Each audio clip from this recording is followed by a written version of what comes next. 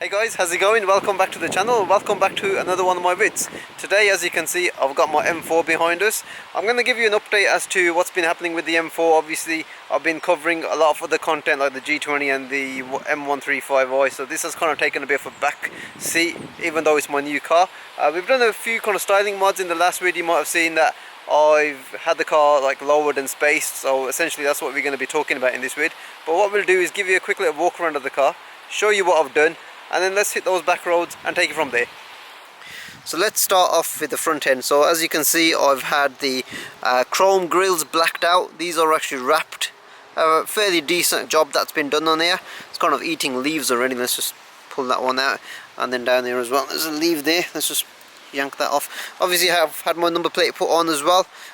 These plates did come off my previous car, so there are some holes up here which I do need to address and might make some new plates. So that's what we've done on the front, black grills. Moving around the sides, we've obviously done the same consistency down here. We've had this chrome bit wrapped up as well.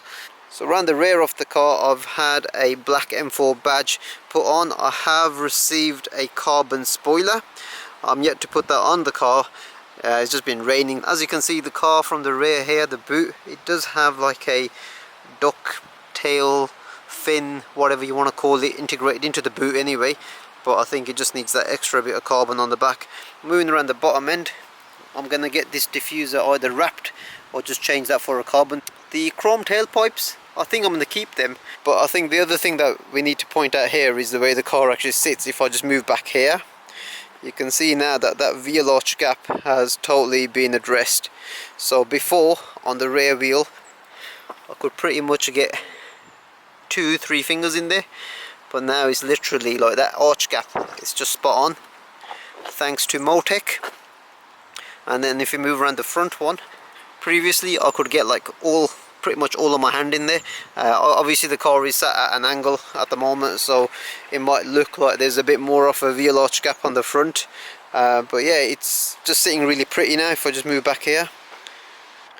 So we've got the 12mm spacers on the front, and I think the way the car just sits now and the way the tyre just kicks out, I think it just looks absolutely brilliant. It just gives the car that real stance that it really deserved. So on the rear we've got the 15mm spacers, and it really kicks out that rear wheel in line with the car's body.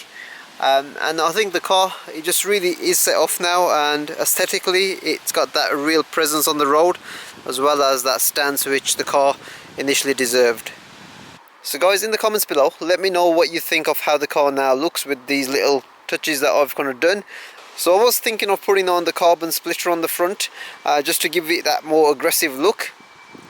However, I think the way the car is now sitting and where I live and all the speed bumps that I always go over on my daily commute, I'm going to pass on that, because I think the last thing I want to do is put on the splitter and then get it caught on the speed bump, and that'll be the end of that. So I don't know, let me know what you guys think, and obviously if you guys have had your cars lowered and spaced like the way I have here and you've got a splitter on, let me know if you've had those kind of issues.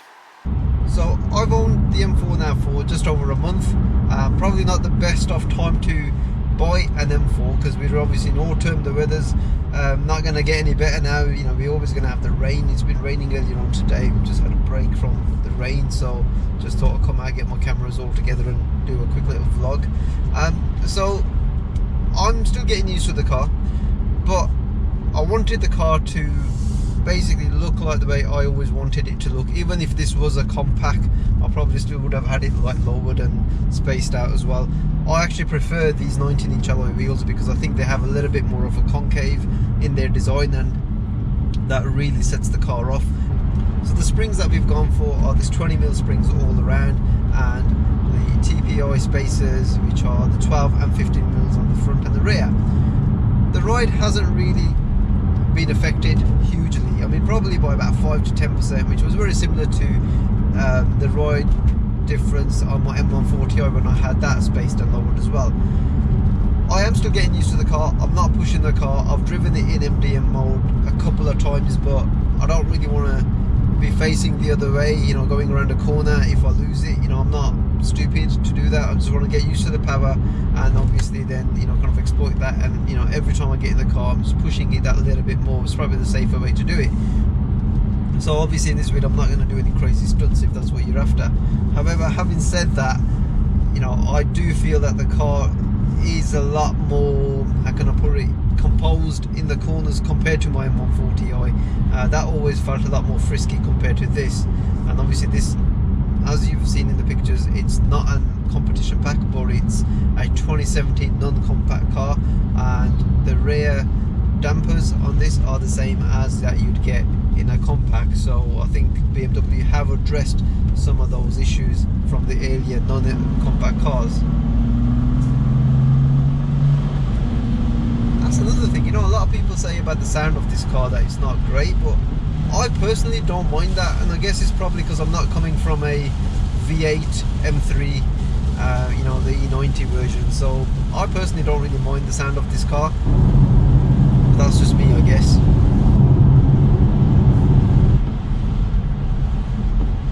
You know, with that 20mm drop, it might not sound like a lot. It's not gonna make night and day difference when you're throwing it around corners. I mean, let's face it, the drop is mainly for aesthetics, not for improved handling. But all I can say is, compared to the stock suspension, the handling has not been made any worse. It might have improved literally marginally, but you know, the center of gravity is a lot lower, so there is that, you know, from a physics kind of point, I guess. But it's not any worse than what it was, like, say, before, which is a plus point, because the last thing I wanted to do was put on some spring kit and then take it around some corners and the car just, like, basically, you know, falls over or something. So I'm glad that that in itself hasn't been affected. It does give me a little bit more confidence, and I'm not sure whether that's just psychological or whatever. I like the way the M140i did. However, in the M140i, when I lowered that, there was a huge difference in the way the car handled. This is obviously an M car, so the suspension setup on this is already pretty good. So trying to improve something that's, you know, up there already is quite difficult, isn't it? Put the car in its M1 mode.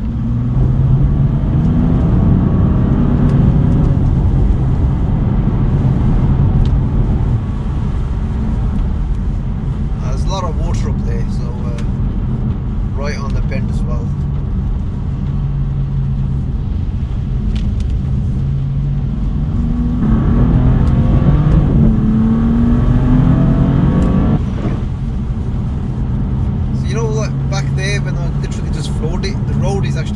I wouldn't even say it's damp, it's literally wet. The traction control never kicked in, and again like now, if you are progressive with like the accelerator and not use it as an on-off switch, I don't think you'll have any problems putting the power down. And another thing I've noticed is, since I've had this spring kit fitted, it just feels like the car does get that power down initially quite well compared to how it was before, because off the line before, there was that issue of traction, but that's what I mean, it just feels like it just puts the power down a little better. And that's not me being biased or anything like that, I've actually experienced it. And even like today, when the road is quite wet, it just has no issues putting that power down. So overall, I am quite impressed with, like, you know, having this spring kit fitted. As you can probably tell, I'm already going to raving on about it.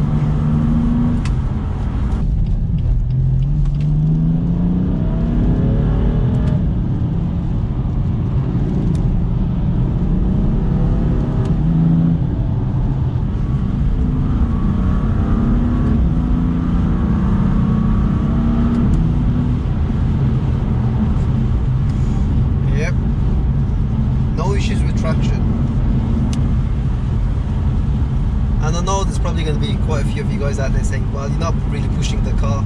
But how much more do you want me to push the car? I'm on public roads. Around the track, obviously, this could be, it might be a completely different story, you know. And no doubt it probably is. But for road use, I'm happy with like the way this thing is now set up. Honestly, I can't complain.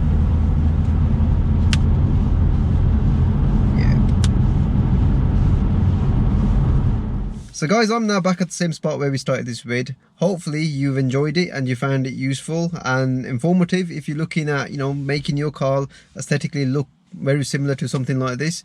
The spring kit, like I say, it's 20mm all around with the spacers 12 and 15mm on the front and rear. Really grateful for Motech who were able to fit me in and have the kit fitted to my car. It's not day and night difference in terms of how the car handles over how it was kind of stock. That's really not the purpose of this kit. It's mainly aesthetic upgrades. Having said that, it's not any worse off than how the car was before, so that's definitely a plus point.